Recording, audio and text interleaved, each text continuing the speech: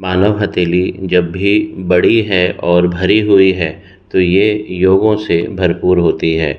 Screen पर जो आप हाथ देख रहे हैं, ये 39 वर्ष की महिला है।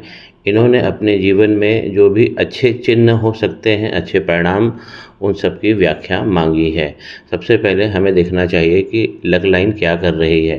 तो लग लाइन देखिए, चंद्रमा पे से निकलती है, बहुत बीच में जाकर बहुत वीक हो जाती है और जैसे तैसे ये शनि पर्वत पर पहुंच जाती है। शनि यहाँ पर वक्री हो गए हैं, इसलिए इस पे एक रेमेडी सबसे पहले होगी। दूसरी भी भाग्य रेखा है, वो भी चंद्रमा पे से निकली है और इस प्रकार बृहस्पति के पर्वत पर बढ़ रही है। देखिए, इसी को हम कहते हैं गज केसरी योग। जब चंद्रमा और बृहस्पति ये दोनों का कॉम्बिनेशन होता है तो जीवन में बहुत सारा अमृत बरसता है। ये लाइन जरूर वीक हो रही है क्योंकि बीच हथेली में जाकर ये भी वीक पड़ जा रही है, और भी अतिरिक्त इनकी लाइनें हैं जिस प्रकार आप देख रहे हैं। देखिए, ये तीसरी रेखा है। ये सारी रेखाएं जो आप देख रहे हैं भाग्य की रेखाएं हैं, चंद्रमा पे से निकली है। एक तो शनि पर्वत पर पहुंच गई है और एक बृहस्पति पर्वत पर पहुंच गई है और एक और भी यहाँ पर दिखाई दे रही है। तो ये बहुत अच्छा योग देते हैं। ऐसी जातिका का हाथ हमेशा भरा रहता है। अगर भाग्य रेखाएं इतनी सारी है तो आप देखेंगे कि दूसरा मणिबंध ये बहुत अच्छा बना रहता है, क्योंकि ये ही धन आगमन का केंद्र बिंदु है, अच्छे करियर का यहाँ पर केंद्र बिंदु है। और जब भी चंद्रमा और गज के बृहस्पति का गज केसरी योग लगेगा तो ये तो सोने पे सुहागा रहेगा। जो शनि वक्री हो गए हैं उस पर इनको रेमेडी करना चाहिए। इनके बृहस्पति का पर्वत अच्छा बड़ा बना हुआ है और ज्ञान की रेखा भी यहाँ पर अच्छी है। तो एक बात तो समझ में आ गई कि बृहस्पति और इनके शनि देव ये दोनों बहुत बहुत अच्छे भाव दे रहे हैं। देखिए, ज्योतिष में दो गुरु माने गए हैं, एक बृहस्पति और दूसरे शुक्र। लेकिन जब हम कर्म की दुनिया में कदम रखते हैं तो यहाँ पर शनि भगवान की भूमिका बहुत प्रमुख हो जाती है। तो कर्म के कारक के देवता जो है शनि भगवान, ये भी गुरु बनकर प्रस्तुत है और ज्योतिष में सम्राट भी शनि भगवान को ही कहा गया है। तो यहाँ पर ये सीधा हो जाता है कि शनि भगवान इनको बहुत अच्छा सपोर्ट करेंगे। इनका जो फील्ड भी रहेगा वो भी शनि वाला ही फील्ड रहेगा और बृहस्पति पीछे से उनको उस क्षेत्र में ज्ञान बढ़ाएंगे और ज्ञान के कर्म करवाएंगे। तो इनको जो क्षेत्र मिलेगा वो शनि महाराज का मिलेगा और जो इस पे वो काम करेंगे वो बृहस्पति ज्ञान का काम इनको हमेशा रहेगा। अध्ययन इनको जीवन भर करना है, ये लाइन शो करती है। इस प्रकार की बृहस्पति पर्वत पर जब लाइन बनती है तो ऐसे जातक जातिका ज्ञानी हो जाते हैं। और फिर इनकी माइंड लाइन भी बता रही है। इस प्रकार लंबी mind line across the palm दौड़ रही है, सीधा बता रही है कि इनको जीवन भर अध्ययन करना है। ऐसे लोगों का अध्ययन कभी ख़त्म नहीं होता है, क्योंकि कहा गया है कि ये दुनिया ही सबसे बड़ी यूनिवर्सिटी है।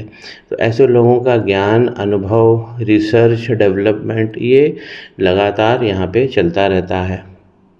इनके शनि वक्री हो गए हैं, इस पर इन्हें एक रेमेडी करना चाहिए। और ये जो भाग्य रेखाएं वीक पड़ रही हैं, ये इसलिए वीक पड़ रही हैं कि अगर हम फोकस पे देखें तो ये देखिए राहु की रेखाएं हैं, इस प्रकार आगे बढ़ रही हैं, जो फोटो में बहुत कमज़ोर दिख रही हैं लेकिन है ये प्रबल। इस लाइन को समझिए, ये लाइन ऊपर जाकर इसने सूर्य पर्वत को जो भी छोटी बड़ी लाइन थी उस सबको ख़त्म कर दिया है। एक लाइन का फ्रेगमेंटेशन दिख रहा है, लेकिन ये लाइन भी अब पूरी तरह से जा चुकी है। एक आउटर मंगल की तरफ से यदि इस प्रकार रेखा सूर्य पर्वत पर आती है तो ये सुरक्षा का काम करती है। तो सूर्य पे जो भाव मिलना चाहिए थे ये उसको प्रोटेक्ट भी करती है, लेकिन ग्रहण की लाइन ये ज़्यादा तगड़ी होती है। तो ग्रहण अपना असर दिखा रहे हैं, तो सूर्य इनके एक तरीके से पूरे बुझ गए हैं।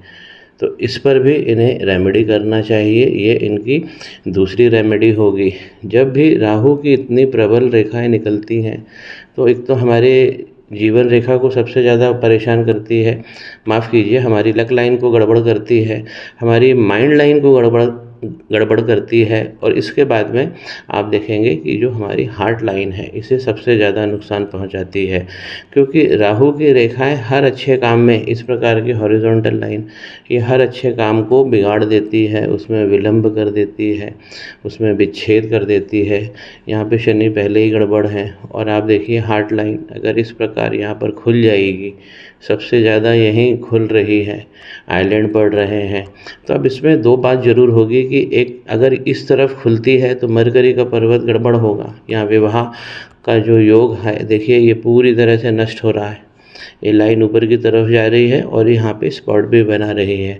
तो इनके विवाह में, वैवाहिक जीवन में बहुत सारा उथल पुथल होना है, जबकि बृहस्पति एक अच्छा भाव दे रहे हैं। लेकिन हमें मंगल का पर्वत भी देखना चाहिए अच्छी सक्सेस के लिए, धन के लिए, योजना की सफलता के लिए। तो मंगल का पर्वत पर इस प्रकार यदि वाई के चिन्ह बनेंगे तो ये मंगल दोष कहलाएगा। और यहाँ पर इनको अंगारक स्पष्ट लगा हुआ दिख रहा है। इस प्रकार इनकी एक मंगल लाइन है, देखिए ये ऊपर की तरफ बृहस्पति की ओर बढ़ गई है। तो इसने इस रेखा को काट दिया है जो जीवन की रेखा है, और फिर आगे बढ़कर ये बृहस्पति पर चली गई है। तो इसलिए मंगल यहाँ पर बहुत ज़्यादा डैमेज हो गए हैं। इस मंगल के कारण जो इनकी कंफर्ट लाइन होनी चाहिए वो भी बहुत ज़्यादा यहाँ पे प्रभावित हो रही है। देखिए ये है इनकी कंफर्ट लाइन, बनी बहुत सुंदर है, लेकिन किसी भी स्थिति में इसे जीवन रेखा को टच नहीं करना चाहिए। अगर जीवन रेखा को भी टच करेगी तो कंफर्ट में डिस्कम्फर्ट बढ़ जाएगा।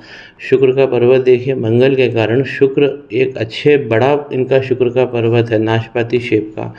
जब ये दोनों गुरु अच्छे बने होते हैं तो व्यक्ति बहुत ऐसा जातक जातिका बहुत आकर्षण वाले होते हैं, अपनी बातों से, अपने लुक से एक सबको ये लोग प्रभावित करते हैं। थोड़ा सा समझिए, अगर शुक्र के पर्वत पर इस प्रकार ये उठाव दिख रहा है, शुक्र का पर्वत एक बार पुनः समझिए, इस प्रकार ये शुक्र का पर्वत है और इस तरफ दाई तरफ अगर कोई भी गड़बड़ नज़र आती है तो ये दाम्पत्य सुख को सबसे पहले नष्ट करती है। तो यहाँ पर भी वैवाहिक जीवन में उथल पुथल आने वाला है और मंगल तो यहाँ पर देंगे ही। यहाँ शुक्र का पर्वत भी यही बता रहा है कि दाम्पत्य के निर्वाह करने में बहुत सारी कठिनाइयाँ आएंगी। जो खूबसूरती इन्हें मिली है, इस प्रकार अगर स्पॉट बनेगा तो वो खूबसूरती भी गड़बड़ होगी। क्रॉस भी यहाँ पर दृष्टिगत हो रहा है, हॉरिजॉन्टल लाइन ज़्यादा है। तो मंगल के कारण यहाँ पर शुक्र जो पहले बहुत अच्छे थे अब यहाँ पे बिगड़ रहे हैं। पहला मणिबंध इनका बहुत अच्छा बना हुआ है, दूसरा इनका अच्छा बना है। देखिए तीसरा जो विवाह का यहीं पे दिख रहा है, पूरा तो नहीं दिख रहा है पिक्चर में, यहीं पे खुला हुआ ये दिख रहा है। तो यहाँ पर वैवाहिक जीवन में और नई योजनाओं में इनको सफलता की गारंटी जो है वो 100% नहीं दिख रही है। चंद्रमा पर इस प्रकार यदि हॉरिजॉन्टल लाइन आती है तो ये विदेश से अर्निंग दिलाती है, विदेशी लोगों के संपर्क में ले जाती है। तो चंद्रमा इनके बहुत अच्छे हैं। ये पूरा कहा जा सकता है कि जब सूर्य बहुत गड़बड़ होते हैं और चंद्रमा बहुत अच्छे हैं तो जीवन में इनकी जो माँ का प्रभाव इनके ऊपर है वो ज़्यादा है बनिस्बत पिता के मुकाबले। तो माँ का जीवन, इनके माँ की जो आदर्श है ये सब इन्होंने आत्मसात किया है। माइंड लाइन अभी भी बहुत अच्छी है, 3 जगह से कट गई है लेकिन अभी भी माइंड लाइन इनकी बहुत अच्छी जा रही है। तो शुक्र पर्वत पर इनको काम करना चाहिए, मंगल से इन्हें आरंभ करना चाहिए। शनि भगवान की भी मैं रेमेडी दूंगा और सूर्य भगवान की भी मैं रेमेडी दूंगा।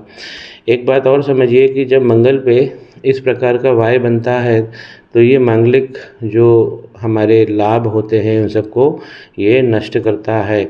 शनि पर्वत यहाँ पे वक्री है और यहाँ अगर हार्ट लाइन खुलेगी तो ये तो मैंने व्याख्या कर ही दी कि बुध का पर्वत गड़बड़ है और विवाह रेखा भी यहाँ पे गड़बड़ हो जाएगी और हो गई है।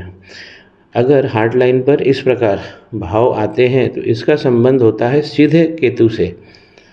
हार्ट लाइन केतु से बहुत क्लोजली जुड़ी होती है और अगर हार्ट लाइन में कोई भी प्रॉब्लम आता है तो केतु पर भी प्रॉब्लम आएगी ही। और यहाँ पर आप देखिए ये केतु का पर्वत है, अगर यहाँ पे गड़बड़ हो रही है शुक्र और ये गड़बड़ फैल के सीधा दिख रहा है कि ये केतु के पर्वत में घुस रही है।